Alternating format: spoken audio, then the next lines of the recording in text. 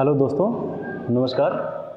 RC online classes में आप सबका स्वागत है। दोस्तों, आज हम एक नए टॉपिक की शुरुआत करेंगे और एक तरह से कहा जाए भूगोल को यदि कई भागों में बांटा जाए तो ये एक नया भाग भी है, ठीक है। और यह मानव जीवन को, वनस्पतियों को, किसी भी स्थान पर पाए जाने वाले जीव जंतु को बड़े पैमाने पर प्रभावित भी करने का कार्य करता है, ठीक है। इस टॉपिक की यदि नाम की हम बात करते हैं तो नाम दिया गया है, आपके बोर्ड पे दिख रहा है वायुमंडल, जिसे और किस नाम से जानते हैं हम? एटमॉस्फेयर के नाम से जानते हैं, ठीक है। तो आज का जो हमारा विषय है, उस विषय के अंतर्गत यदि हमें अध्ययन करना है तो हम अध्ययन करेंगे वायुमंडल का। और वायुमंडल का जब अध्ययन करेंगे तो इसको 3 भागों में बांट करके अध्ययन किया जाएगा। कितने भागों में? 3 भागों में।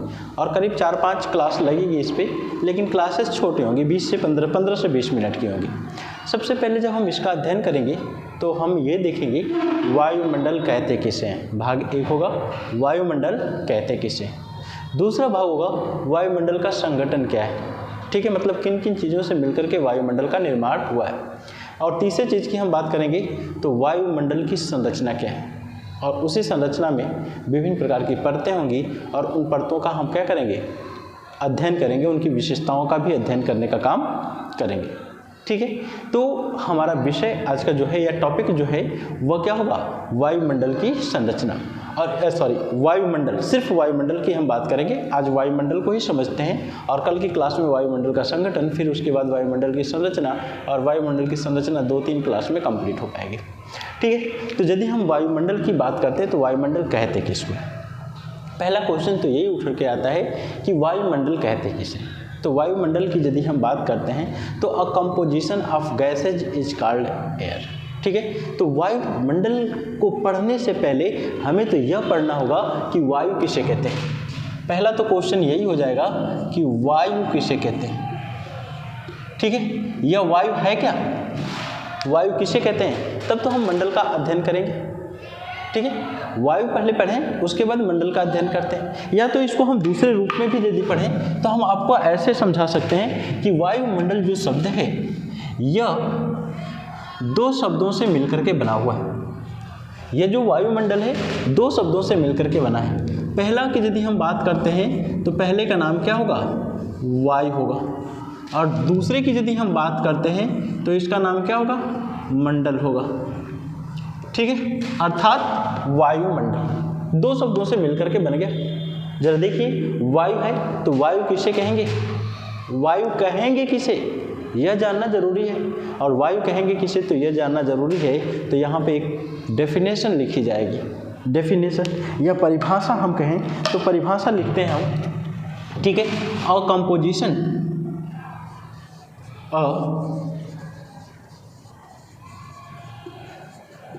A composition of gases is called called air, ठीक है। परिभाषा आपकी क्या बनी? A composition of gases is called air। यहाँ पे देखिए, A composition of gases is called air, मतलब इसकी हिंदी हम लिखें तो गैसों के समूह को क्या कह सकते हैं? गैसों के समूह को क्या कहा जाता है? वायु कहा जाता है,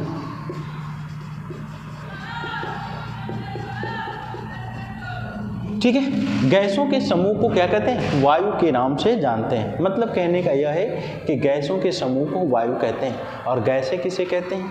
तो गैस जो होती हैं हमारे वायुमंडल में स्वतंत्र रूप से पाए जाने वाले कुछ तत्व होते हैं। और उन गैसों के जब मिश्रण हो जाते हैं या कई प्रकार की गैसें आपस में मिल जाती हैं तो उन गैसों के मिलने से जो संरचना बनती है या जो पुंज बनता है, उसी पुंज को हम वायुमंडल के नाम से जानते हैं। उसी पुंज को हम क्या कहते हैं? वायुमंडल के नाम से जानते हैं या वायु के नाम से जानते हैं। तो एक चीज़ देखते हैं, अ composition of gases is called air. गैसों के समूह को हम क्या कहते हैं? वायुमंडल कहते हैं। दूसरी परिभाषा की यदि बात करते हैं तो दूसरी परिभाषा निकल करके आएगी, गैसों के गैसों के समांगी एवं विषमांगी मिश्रण को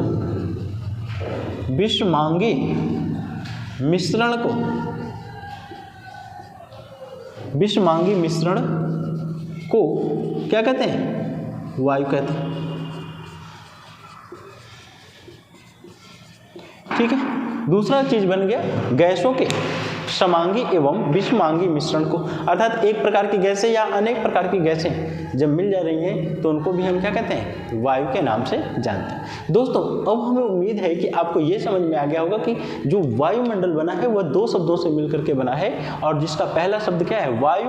और वायु की किसे कहते हैं? तो जो हमारे चारों तरफ पाई जाने वाली विभिन्न प्रकार की गैसें हैं, वे गैसें मिल करके किसका निर्माण करती हैं? वायु का निर्माण करती हैं। तो उसी के लिए बोला गया composition of gases is called air, या गैसों के समूह को क्या कहा जाता है? वायु कहा जाता है। या गैसों के समांगी एवं विषमांगी समूह को भी क्या कहते हैं? हम वायु के नाम से जानते हैं। लेकिन यहीं पे हम दूसरे की बात कर रहे हैं, तो मंडल किसे कहेंगे? तो मंडल का मतलब होता है आवरण, या इसी को हम क्या कहते हैं? घेरा के नाम से भी जानते हैं। ठीक है, तो देखिए, वायु गैसों का समूह, मंडल का मतलब आवरण या घेरा। लेकिन क्वेश्चन यह निकल करके आ रहा है कि किसका घेरा, ये किसके चारों तरफ घेरा? ये तो होना चाहिए ना कि घेरा है तो किसके चारों तरफ घेरा है? तो यहाँ पे ये निकल करके आता है कि हमारी पृथ्वी के चारों तरफ व्याप्त गैसीय आवरण को ही क्या कहते हैं? वायुमंडल कहते हैं। यदि हम वायुमंडल की साधारण सी परिभाषा लिखने का प्रयास करें तो वायुमंडल की परिभाषा क्या हो सकती है? पृथ्वी के चारों ओर व्याप्त गैसीय आवरण को ही क्या कहते हैं? वायुमंडल के नाम से जानते हैं। जैसे देखिए, हम आपके सामने पृथ्वी का प्रतिरूप, या जिसको हम क्या कहते हैं? ग्लोब के नाम से जानते हैं। यह हमारा क्या है? ग्लोब। और यह ग्लोब क्या करता है? मूव करता रहता है, और मूव करता है तो अपने अक्ष पे भी करता है और सूर्य के चारों तरफ भी चक्कर लगाता है। तो ये पृथ्वी जो हमारी है, इस पृथ्वी के केंद्र में ग्रेविटेशनल फोर्स है जिसको गुरुत्वाकर्षण कहते हैं, और उस गुरुत्वाकर्षण के कारण यह पृथ्वी हर वस्तुओं को अपने तरफ खींचने का कार्य करती है। और इस पृथ्वी के चारों ओर व्याप्त जो गैसों का मिश्रण है, उसी गैसों के मिश्रण को हम क्या कहते हैं? वायुमंडल के नाम से जानते हैं। मतलब ये जो हमारी पृथ्वी है, इस पृथ्वी के चारों ओर व्याप्त गैसीय आवरण को ही क्या कहते हैं? वायुमंडल के नाम से जानते हैं। ठीक है, तो यह हमारी पृथ्वी, और इस पृथ्वी के चारों ओर पाए जाने वाले गैसों के समूह को या आवरण को किस नाम से जाना जाता है? वायुमंडल के नाम से जाना जाता है। ठीक है, तो यदि वायुमंडल की परिभाषा लिखनी हो तो हम कैसे लिख सकते हैं? हम यह लिख सकते हैं कि हमारी पृथ्वी के चारों तरफ हमारी पृथ्वी के चारों तरफ व्याप्त गैसीय आवरण को व्याप्त गैसीय आवरण को ही वायुमंडल के नाम से जाना जाता है। ठीक है, तो हमने पृथ्वी को दिखाया या ग्लोब को दिखाया, और उसी ग्लोब के चारों ओर जो गैसीय आवरण होता है, उसी गैसीय आवरण को किस नाम से जानते हैं? वायुमंडल के नाम से जानते हैं। अब वायुमंडल की परिभाषा मैं नहीं लिख रहा हूँ, क्योंकि आपको बहुत धीरे धीरे आज मैं पढ़ा रहा हूँ, और जब बहुत धीरे धीरे पढ़ा रहा हूँ तो आप चाहें तो लिख भी लें, या तो हम चलते हैं आगे। तो जब आगे चलेंगे तो यह तो वायु हो गया, मंडल भी हो गया, लेकिन अब वायुमंडल की हम परिभाषा भी लिख ले रहे हैं। आपको जरूरत हो तो इसकी स्क्रीनशॉट ले लीजिए, फिर मैं वायुमंडल की परिभाषा लिखता हूँ। ठीक है, आप स्क्रीनशॉट ले लिए होंगे, और जब स्क्रीनशॉट ले लिए होंगे तो इसमें हम वायुमंडल की परिभाषा भी लिख दें। ठीक है, वायुमंडल की परिभाषा हम लिखते हैं, यहाँ पे लिखेंगे वायुमंडल, और वायुमंडल लिखने के बाद हम लिखते हैं परिभाषा, लिखेंगे पृथ्वी या जैवमंडल के चारों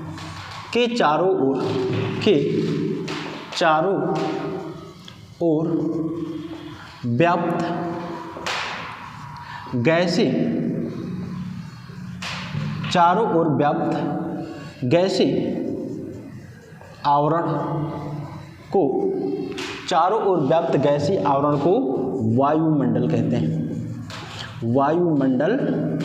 कहते हैं। ठीक है, वायुमंडल कहते हैं या वायुमंडल के नाम से जाना जा रहा है। दो चीज़ों का नाम दिया गया है, पृथ्वी या जैवमंडल के चारों ओर व्याप्त गैसीय आवरण को ही हम क्या कहते हैं, जैवमंडल के नाम से कहते हैं, वायुमंडल के नाम से जानते हैं। तो यहाँ पे जैवमंडल कहना बहुत ज़्यादा उचित नहीं होगा। सबसे ज़्यादा उचित क्या होगा, पृथ्वी के चारों तरफ पाए जाने वाला गैसीय जो आवरण होता है वही गैसीय आवरण क्या कहलाता है, वायुमंडल के नाम से जाना जाता है। अब दोस्तों इसके आगे हम चलते हैं तो यह वायुमंडल पृथ्वी का अभिन्न अंग है। तो यहाँ पे लिखेंगे वायुमंडल, वायुमंडल पृथ्वी के गुरुत्वाकर्षण के कारण, गुरुत्वाकर्षण शक्ति के कारण, गुरुत्वाकर्षण शक्ति के कारण पृथ्वी का अभिन्न अंग है, अभिन्न अंग है। कहने का मतलब क्या है, अभिन्न अंग है। कहने का मतलब यह है कि जो यह वायुमंडल पाया जा रहा है, यह वायुमंडल पृथ्वी का अभिन्न अंग है। कारण क्या है, क्योंकि पृथ्वी की गुरुत्वाकर्षण शक्ति, मतलब पृथ्वी के केंद्र से एक ऐसा फोर्स है जो चारों तरफ पाए जाने वाले पदार्थों को अपनी तरफ खींचता है। इसीलिए जो पृथ्वी के चारों तरफ वायु पाया जाता है वह पृथ्वी का अभिन्न अंग हो गया। मतलब पृथ्वी से दूर नहीं हो सकता है, अलग नहीं हो सकता है। कारण क्या है, क्योंकि पृथ्वी की गुरुत्वाकर्षण शक्ति उसे खींच करके रखी हुई है, बांध करके रखी हुई है। इसलिए यहाँ पे लिखेंगे, इसलिए वायुमंडल पृथ्वी के चारों तरफ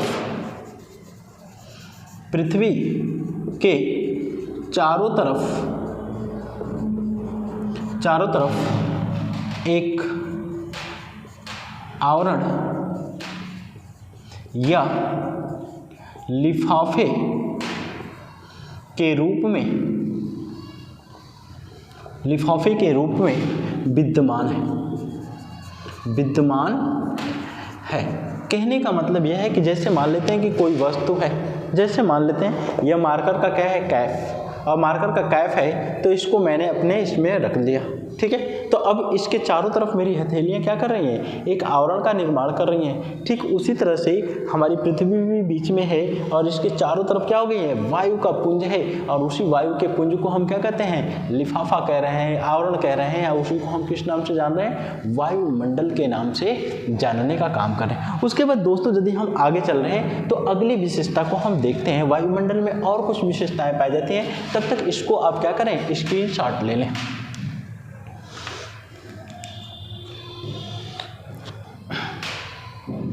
हो गया होगा स्क्रीनशॉट। अब आगे चलते हैं तो अगली विशेषता को हम देखते हैं। वायुमंडल की अगली विशेषता की यदि हम चर्चा करेंगे तो अगली विशेषता क्या हो जाएगी, वायुमंडल की गैसें, वायुमंडल की गैसें। और जो वायुमंडल की गैसें होती हैं, ये गैसें कैसी होती हैं, रंगहीन, दूसरा गंधहीन, और तीसरा क्या होती हैं, स्वादहीन होती हैं। ठीक है।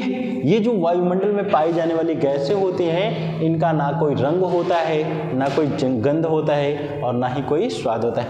जरा आप लोग अभी वीडियो पढ़ते हुए जीभ निकाल के ऐसे करिए, और ऐसे ऐसे करेंगे तो क्या वायुमंडल, हमारे चारों तरफ तो वायु है, और इसमें जो गैसें हैं क्या उनका कोई स्वाद हमें मिला है, नहीं मिल सकता है। इसको हम छू सकते हैं, नहीं छू सकते हैं। इसको देख सकते हैं, नहीं देख सकते हैं। सूंघ सकते हैं, नहीं सूंघ सकते हैं। कारण क्या है, क्योंकि यह वायुमंडल में पाई जाने वाली गैसें हैं, और ये जो वायुमंडल में पाई जाने वाली गैसें हैं, इनका ना कोई रंग होता है, और जब रंग नहीं है तो हम देख नहीं सकते। कोई गंध नहीं होता है, इसलिए हम सूंघ नहीं सकते, और ना ही कोई क्या होता है, रंग होता है, ना गंध होता है, ना कोई स्वाद होता है, ना ही कोई स्वाद होता है। इसलिए हम इसको क्या कर सकते हैं, चख भी नहीं सकते हैं। मतलब कहने का यह है कि वायुमंडल में पाई जाने वाली समस्त गैसें कैसी होती हैं, रंगहीन, गंधहीन और स्वादहीन होती हैं। ना इसको हम देख सकते हैं, ना इसको चख सकते हैं, ना ही इसको सूंघ सकते हैं। लेकिन आप एक चीज़ ज़रा ध्यान दीजिए कि बगल से कहीं रास्ते से आप जा रहे हो और कहीं रास्ते में कोई जानवर मरा पड़ा हो 2-4-10 दिनों का, वहाँ पे तो पता चल जाएगा कि यहाँ पे वायुमंडल दूषित है। कारण क्या होगा, क्योंकि वहाँ से गंध निकल रही होगी। लेकिन वो वायुमंडल की गैस नहीं होती है, इसलिए वो महकती है। जैसे एलपीजी सिलेंडर की यदि हम बात करते हैं, ठीक है, तो वो भी वायुमंडल की गैस नहीं है, और जब वायुमंडल की गैस नहीं है तो इसलिए जब वो लीक करता है तो हमें महकने लगता है। लेकिन वायुमंडल में जितनी भी गैसें पाई जा रही हैं, आगे जब हम वायुमंडल का संगठन पढ़ाएंगे तो उसमें आपको बताएंगे कि जो भी गैसें हैं उनकी कितनी मात्रा है, और वे सारी गैसें नहीं महक सकती हैं, नहीं स्मेल कर सकती हैं, ठीक है। इसीलिए वायुमंडल की गैसें रंगहीन, गंधहीन और स्वादहीन होती हैं। अगली यदि हम विशेषता की बात करेंगे तो अगली विशेषता क्या होता है, वायुमंडल का संपूर्ण वायुमंडल का विकास, चाहे विस्तार लगभग 10,000 किलोमीटर की ऊंचाई तक है। कितना? लगभग 10,000 किलोमीटर की ऊंचाई तक है। कहाँ से? धरातल से। और जब धरातल से 10,000 किलोमीटर की ऊंचाई तक है तो क्या सभी जगह वायु की सघनता एक बराबर होगी? नहीं होगी। तो अगला पॉइंट इसी में लिखेंगे, अगला पॉइंट लिखेंगे संपूर्ण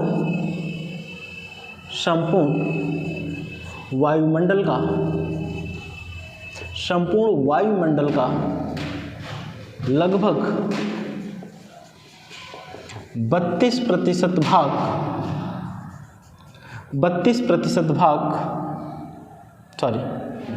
लगभग 99% भाग मात्र 32 किलोमीटर की ऊंचाई तक ही पाया जाता है। ठीक है, क्या कह रहा है कि जो संपूर्ण वायुमंडल है, इस संपूर्ण वायुमंडल का लगभग 99% जो भाग होता है वह कितने किलोमीटर की ऊंचाई तक? 32 किलोमीटर की ऊंचाई तक ही पाया जाता है। शेष 1% जो वायुमंडल होता है या वायुमंडल की गैसें होती हैं वह कितना? 9,968 किलोमीटर की ऊंचाई तक पाई जाती हैं। बाकी 99% गैसें जो होती हैं मात्र 32 किलोमीटर की ऊंचाई तक पाई जाती हैं। ठीक है, इसका स्क्रीनशॉट ले लीजिए, फिर इसको इरेज करके मैं आगे की विशेषताओं को लिखता हूँ। ठीक है, अब इसको आप स्क्रीनशॉट ले लिए होंगे। अगली यदि विशेषता की हम बात करते हैं तो यह जो वायुमंडल है, इस वायुमंडल में गैसों के अतिरिक्त वायुमंडल में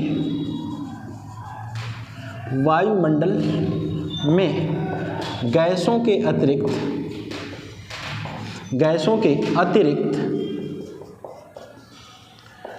के अतिरिक्त और क्या पाया जाता है? जलवाष्प पाया जाता है। गैसों के अतिरिक्त क्या पाया जाता है? जलवाष्प पाया जाता है। जलवाष्प एवं धूल कण भी पाए जाते हैं। ठीक है, जो यह वायुमंडल है, इस वायुमंडल में गैसों के अतिरिक्त जलवाष्प भी पाया जाता है और विभिन्न प्रकार के धूल कण भी पाए जाते हैं। ठीक है दोस्तों, तो यह एक सामान्य सा हुआ क्या? वायुमंडल किसे कहते हैं। और जब वायुमंडल किसे कहते हैं तो यह वायुमंडल की एक बार साधारण मतलब सामान्य रूप में हम चर्चा कर लेते हैं। हमारे पृथ्वी के चारों तरफ विद्यमान जो गैसीय आवरण होता है, उसी गैसीय आवरण को क्या कहते हैं? वायुमंडल कहते हैं। तो यहाँ पे आपके दो क्वेश्चन बन सकते हैं। क्वेश्चन नंबर 1, सर वायु किसे कहते हैं? क्वेश्चन नंबर 2, सर मंडल किसे कहते हैं? तो वायु का मतलब होता है कि जो विभिन्न प्रकार की गैसें आपस में मिल जाती हैं। ठीक है, विभिन्न प्रकार की गैसों के मिश्रण को ही हम क्या कहते हैं? वायु कहते हैं। जैसे अ composition of gases is called air, मतलब गैसों के समूह को हम क्या कहते हैं? वायु कहते हैं। या समांगी एवं विषमांगी मिश्रण किसका? गैसों का जो होता है उसे भी हम वायु कहते हैं। लेकिन दूसरा क्वेश्चन क्या है आपका? मंडल। तो मंडल किसे कहते हैं? तो मंडल का मतलब होता है आवरण या घेरा, मतलब किसी वस्तु के चारों तरफ पाए जाने वाले आवरण को ही हम क्या कहते हैं? मंडल कहते हैं। तो हमारे पृथ्वी के चारों तरफ जो गैसों का मिश्रण है, उसी मिश्रण के आवरण को हम क्या करें? वायुमंडल के नाम से जानते हैं। अब वायुमंडल में जो भी गैसें पाई जाती हैं वे गैसें कैसी होती हैं? रंगहीन होती हैं, उनका कोई रंग नहीं होता है। गंधहीन होती हैं, उनका कोई गंध नहीं होता है। जाए और स्वादहीन होती हैं, उनका कोई स्वाद नहीं होता है, ठीक है। और संपूर्ण वायुमंडल कि यदि विकास की हम बात करते हैं, चाहे विस्तार की बात करते हैं, तो इनका विस्तार कितना हुआ है, लगभग 10,000 किलोमीटर की ऊंचाई तक हुआ है, लेकिन उसमें से मात्र 32 किलोमीटर की ही ऊंचाई तक संपूर्ण वायुमंडल का 99% भाग पाया जाता है, जबकि 1% जो भाग होता है वह 9,968 किलोमीटर की ऊंचाई तक पाया जाता है। और इस वायुमंडल में गैसों के अतिरिक्त जलवाष्प भी होता है, धूल कण भी होते हैं, राख भी होते हैं, ठीक है। ये सारे मिलकर के किसका निर्माण करते हैं, वायुमंडल का निर्माण करते हैं, ठीक है दोस्तों। अब एक पॉइंट और हम लिखेंगे, चूंकि इसकी चर्चा कल की जाएगी, लेकिन हम थोड़ा सा लिख ले रहे हैं। थोड़ा सा जब लिखेंगे तो लिखेंगे आप वायुमंडल का संघटन। वायुमंडल का क्या लिखेंगे, संघटन लिखेंगे। हेडिंग बनाएंगे आपका वायुमंडल का संघटन, वायुमंडल का संघटन। और जब वायुमंडल का संगठन की हम बात करते हैं, मतलब क्या, यहाँ पे देखते हैं कि कौन कौन सी गैसें मिलकर के वायुमंडल का निर्माण कर रही हैं। तो एक तरफ आप लिखेंगे क्या, गैसें, एक तरफ लिखेंगे गैसें और दूसरी तरफ लिखेंगे मात्रा। यह अति आवश्यक है और यहाँ से डायरेक्ट एग्जाम में क्वेश्चन पूछा जाता है, डायरेक्ट एग्जाम में क्वेश्चन पूछा जाता है। और जब डायरेक्ट एग्जाम में क्वेश्चन पूछा जा रहा है तो एक तरफ लिखेंगे हम नाइट्रोजन, नाइट्रोजन, दूसरी तरफ क्या लिखेंगे, दूसरी तरफ लिखेंगे ऑक्सीजन, ऑक्सीजन, तीसरी तरफ क्या लिखेंगे हम, लिखेंगे आर्गन, आर्गन, चौथे तरफ क्या लिखेंगे CO2 मतलब कार्बन डाइऑक्साइड। उसके बाद क्या लिखेंगे Ni का मतलब क्या होगा, नियान होगा।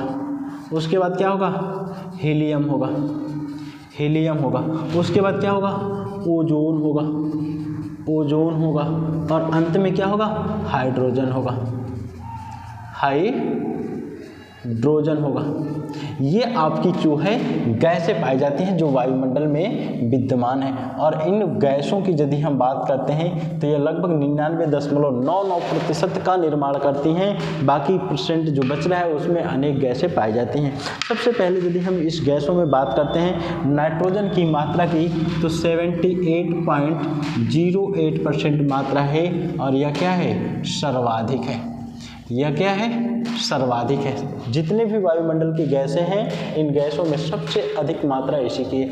दूसरे की यदि हम बात करते हैं तो इसकी मात्रा 20.94% है। यह क्या है, दूसरी सर्वाधिक, दूसरी सर्वाधिक क्या है, गैस है। उसके बाद यदि बात करते हैं आर्गन की, तो आर्गन की मात्रा देखिए 0.93% है, लगभग इसको हम 1% कह सकते हैं। उसके बाद CO2 की मात्रा की बात करते हैं तो 0.03% है।